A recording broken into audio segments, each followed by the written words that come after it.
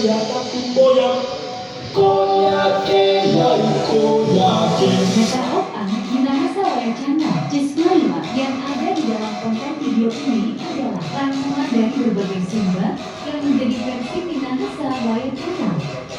Jika ada perbedaan sudut pandang, silakan ikuti versi yang menurut Anda benar. Please enjoy this video. Siri Wangkotabea, Karapi Karya, Katuari, Minahasa Waya Channel. Konten kali ini, Mimin C akan membahas sejarah kampung Arab di Manado dan penyebaran agama Islam di Manado. Perkembangan Islam di Manado awalnya berasal dari saudagar dan ulama asal Yaman di Jazirah Arabia. Bicara perkembangan Islam di Manado, awalnya berkembang dari kampung Arab. Para pengajar Islam tersebut adalah saudagar dan ulama asal Yaman Hadramaut. Mereka datang ke Manado tahun 1800-an untuk berdagang sekaligus berdakwah. Para pedagang ini berangkat dari Yaman menuju ke timur untuk berdagang. Ada yang singgah dulu di Jawa seperti ke Surabaya, dan ada juga yang langsung ke Manado. Ketika para pedagang sampai di Una, Wenang adalah nama daratan Manado tempo dulu. Mereka menikahi Wiwunen atau perempuan Minahasa, terutama dari suku Babontahu yang berasal dari Pulau Manado Tua. Karena zaman itu, suku Babontahu sering ke Wenang untuk berdagang dengan suku Tompulu di Kuala atau Sungai Tondano. Sekarang dikenal dengan nama Pasar Jengki atau Bersehati Manado. Seperti orang Cina atau Tionghoa yang mendirikan kampung Cina Manado, di sebelahnya terdapat kampung Arab. Mereka digolongkan sebagai orang timur asing atau Vreemde Oosterlanden oleh Belanda.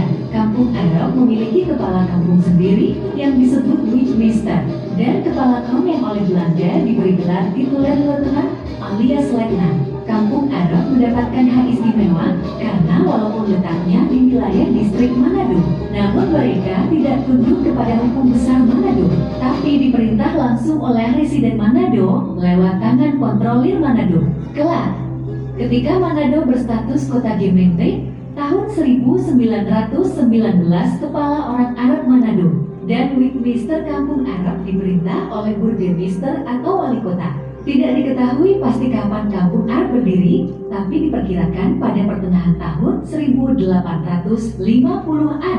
Orang Arab yang rata-rata berprofesi pedagang mulai membentuk satu lingkungan pemukiman di Manado. Pemukiman tersebut lama-kelamaan tumbuh berkembang dan disebut dengan nama Kampung Arab. Tahun 1866 orang Yaman atau Arab di Manado tercatat baru sebanyak 11 orang saja. Lalu dari perhitungan sensus penduduk akhir bulan Desember tahun 1868 sebanyak 16 jiwa. Namun di tahun 1930 jumlahnya telah berlipat-lipat, yakni 315 laki-laki dan 270 wanita. Tokoh Arab di Manado yang terkenal tahun 1857 adalah Sheikh Muhammad bin Abdallah Jobran yang memiliki perkebunan di Manado. Kemudian 1890-an dikenal nama-nama seperti Sheikh Awad Basalama, Sheikh Ali bin Selim bin Yasser, dan Said Ali Banzir. Sementara tokoh Arab yang diketahui diangkat menjadi Witmeester kampung Arab pertama kali adalah Said Mansur bin Abdullah Al-Hasni pada awal bulan Maret tahun 1895. Ia dikukuhkan sebagai Luitenant de Arabia Rank Manado. Bulan Mei tahun 1909, atas permintaan sendiri, Said Mansur resign. Sebagai penggantinya diangkat Sheikh Fareh bin Muhammad Wakil, yang sementara menjabat sebagai Witmeester Kampung Arab. Kapitin titulir, Sheikh Fareh bin Muhammad Wakil, lahir tahun 1863 di Saudi Arabia. Sekitar tahun 1903, Sheikh Fareh Wakil datang ke Kalisedenang Manado dari pelabuhan Jeddah. Namun ia tidak memulai usahanya di Manado. Kota Bunan di Bolang Mongondo dilihatnya sebagai pasar dagang yang bagus. Ternyata perkiraannya benar.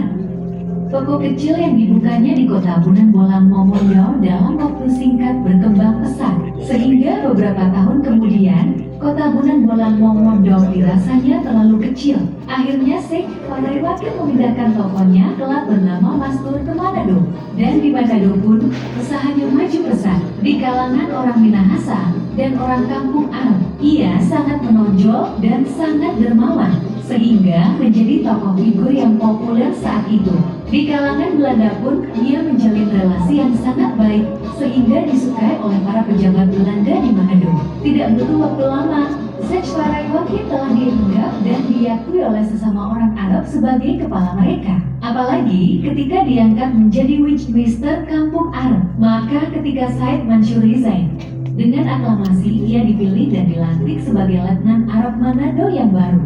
Tugas Sej Paraiwakit sebagai Bestuur Overvreemde Oosterlingen di Manado mampu meningkatkan pemasukan pajak orang Arab di Manado.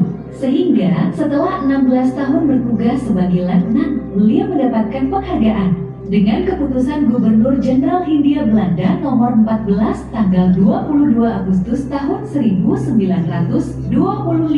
Ia dianugerahi pangkat tituleran sebagai Kapitein de Arabier Manado.